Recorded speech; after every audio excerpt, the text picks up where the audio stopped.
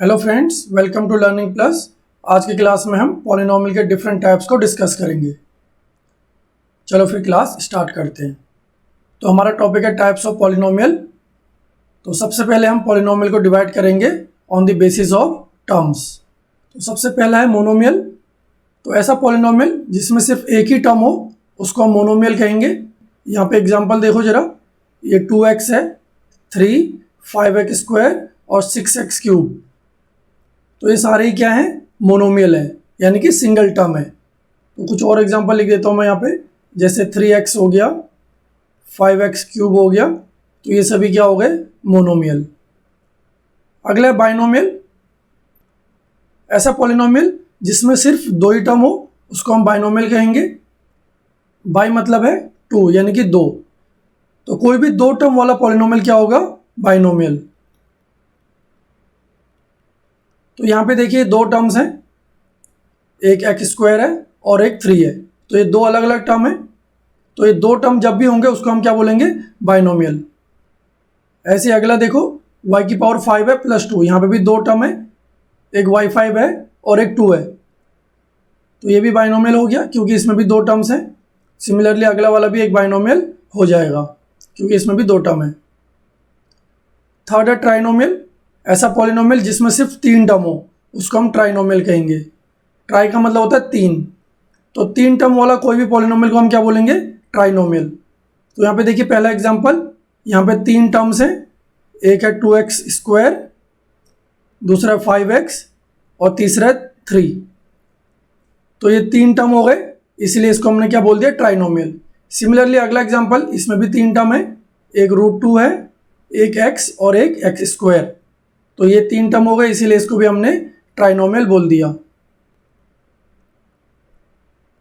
तो पहले हमने डिस्कस किया था polynomial on the basis of terms. अभी हम डिस्कस करेंगे polynomial on the basis of degree. तो किसी भी पॉलिनोमियल की जो हाईएस्ट पावर होती है वही उसकी डिग्री होती है। तो सबसे पहले इसमें लीनियर पॉलिनोमियल। ऐसा पॉलिनोमियल जिसमें डिग्री क्या हो, 1 हो, उसको हम क्या बोलेंगे, लीनियर पॉलिनोमियल। तो यहाँ पे देखो एग्जाम्पल पहला वाला 2x + 3 है। यहाँ पे x की पावर दी नहीं हुई, तो जब भी पावर दी ना हो उसको 1 मानते हैं। और यहाँ पे y के ऊपर भी पावर क्या है, 1 है। तो ये इसीलिए लीनियर पॉलिनोमियल हो गए। तो लीनियर पॉलिनोमियल के जो मैक्सिमम टर्म्स हैं वो दो होते हैं, दो से ज़्यादा नहीं हो सकते। मिनिमम 1 हो सकता है। जैसे हम लिख सकते हैं 2x 3y। तो ये एक लीनियर पॉलिनोमियल हो गया क्योंकि यहाँ पे वेरिएबल की डिग्री कितनी है, 1। अब किसी भी लीनियर पॉलिनोमियल का जो जनरल फॉर्म होता है वो ax + b के फॉर्म में होता है। अब यहाँ पे a 0 नहीं हो सकता। अगर a 0 हो जाएगा तो ये पूरा 0 हो गया, सिर्फ क्या बचेगा, b। और b क्या है, एक कांस्टेंट पॉलिनोमियल है, तब ये लीनियर पॉलिनोमियल नहीं रहेगा। तो जैसे ये देखो, अगर मैं सिर्फ 2 लिखूं तो यहाँ पे वेरिएबल तो है नहीं, तो ये लीनियर पॉलिनोमियल होगा नहीं। तो इसीलिए यहाँ पे a 0 नहीं हो सकता। अगला क्वाड्रेटिक पॉलिनोमियल। क्वाड्रेटिक पॉलिनोमियल की डिग्री कितनी होती है, 2 होती है। तो एग्जाम्पल देखो, इस y के ऊपर पावर कितनी दी हुई है, 2। इसका मतलब डिग्री इसकी 2 हो गई। और यहाँ पे डिग्री कितनी है, 2। तो जब भी पॉलिनोमियल की डिग्री 2 हो उसको हम क्या बोलते हैं, क्वाड्रेटिक पॉलिनोमियल। तो ऊपर वाले की तरह ही इसके भी 3 से ज़्यादा टर्म नहीं हो सकते, यानी कि एक टर्म हो सकता है, 2 टर्म हो सकता है, 3 टर्म हो सकता है। बस ध्यान इस बात पे देना है कि डिग्री 2 होनी चाहिए, भले ही टर्म 1, 2 या 3 हो। तो देखो एग्जांपल, अगर मैं ऐसे लिखूं y⁵2, तो ये क्वाड्रेटिक पॉलिनोमियल हो गया क्योंकि इसकी डिग्री कितनी है, 2 है। बाकी टर्म्स ना भी हो तो चलेगा। अभी जैसे एक और एग्जांपल लिख दूं, 3y + y²। तो ये भी एक क्वाड्रेटिक पॉलिनोमियल है क्योंकि इसकी डिग्री 2 है। इसी तरह से अगर मैं लिख दूं 3y² + 5y + 6, तो यहाँ पे पूरा 3 टर्म है और डिग्री यहाँ 2 है। तो डिग्री 2 जरूर होनी चाहिए, बाकी टर्म्स कम ज़्यादा चलेगा। तो ये क्या हो गया, क्वाड्रेटिक पॉलिनोमियल। तो किसी भी क्वाड्रेटिक पॉलिनोमियल का जनरल फॉर्म कैसे लिखते हैं हम, ax² + bx + c। यहाँ पे भी जो a है वो 0 नहीं होगा। अगर a 0 होगा तो ये पूरा टर्म 0 बन जाएगा, तब सिर्फ इतना रहेगा, bx + c। तो bx + c क्या होता है, एक लीनियर पॉलिनोमियल होता है क्योंकि जब ये सिर्फ बच जाएगा bx + c, तो यहाँ पे x की पावर कितनी हो जाएगी, 1, यानी कि डिग्री 1 हो जाएगी। तो ये तब लीनियर पॉलिनोमियल बन जाएगा। तो थर्ड है क्यूबिक पॉलिनोमियल। क्यूबिक पॉलिनोमियल की डिग्री कितनी होगी? 3 होगी। एग्जाम्पल इसके देखो जरा, 5x cube, 3x cube minus 2 और 2x cube plus 4x square plus 6x plus 5। तो ये तीनों जो एग्जाम्पल दिए हैं यहाँ पे डिग्री कितनी दी हुई है? 3 दी हुई है, इसलिए हम इसको क्या बोलेंगे? Cubic polynomial. अब यहाँ पे भी क्यूबिक पॉलिनोमियल के 4 से ज़्यादा टर्म नहीं होंगे, एटमोस्ट 4 टर्म होंगे, यानी कि मैक्सिमम 4 मिनिमम 1। तो यहाँ पे ऊपर 3 एग्जाम्पल दिए हुए हैं, यहाँ पे आप देख सकते हो कि ये 1 टर्म है, ये 2 टर्म है और ये 4 टर्म है। लेकिन आपको सिर्फ ध्यान इस बात पे देना है कि डिग्री 3 होनी चाहिए, टर्म 2, 3, 4 कुछ भी हो सकता है।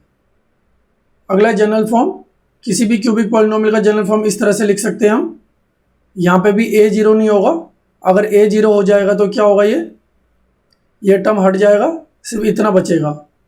तो ये तब क्या बन जाएगा? एक क्वाड्रेटिक पॉलिनोमियल, क्योंकि क्वाड्रेटिक पॉलिनोमियल की डिग्री कितनी होती है? 2, और यहाँ पे 2 बच जाएगा सिर्फ। अगला है general form of a polynomial in one variable x and degree n। तो जनरल फॉर्म का मतलब है किसी भी पॉलिनोमियल को हम इस फॉर्म में लिख सकते हैं। तो यहाँ पे ये an माइनस 1, a1 और a0 क्या हो गए? कोफिशिएंट। यहाँ पे a0 के साथ हम क्या लिख सकते हैं? x की पावर 0, क्योंकि x की पावर जब भी 0 उसकी वैल्यू क्या होती है? 1। तो इसको लिख सकते हैं हम a0 इंटू 1, तो क्या बन जाएगा? a0 या a0 भी बोल सकते हैं, तो कोई फर्क नहीं पड़ेगा। अगर x की पावर 0 यहाँ लिखेंगे तो ये x की पावर 0 का कोफिशिएंट हो गया। अब यहाँ पे देखिए, अगर मैं लास्ट के 2 टर्म ले लूँ, a1x प्लस a0, तो ये देखो एक लीनियर पॉलिनोमियल बन गया। ये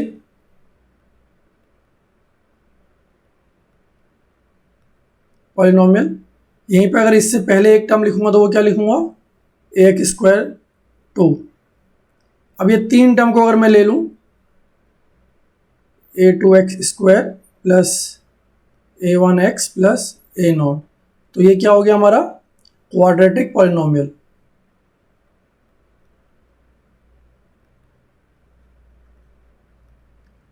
तो आप समझ गए होंगे कि जनरल फॉर्म का मतलब क्या होता है। ऐसा फॉर्म जिससे हम किसी भी पॉलिनोमियल को रिप्रेजेंट कर सके। तो लास्ट है पॉलिनोमियल्स इन मोर देन वन वेरिएबल। तो पॉलिनोमियल जरूरी नहीं कि सिर्फ एक ही वेरिएबल में हो, एक से ज़्यादा वेरिएबल भी हो सकता है। जैसे यहाँ पे देखो, पहला example x square plus y square plus 2xy, यहाँ पे 2 वेरिएबल है x और y, तो ये पॉलिनोमियल इन 2 वेरिएबल हो गया। दूसरा हो गया p का 2, q का 12 और r का 1।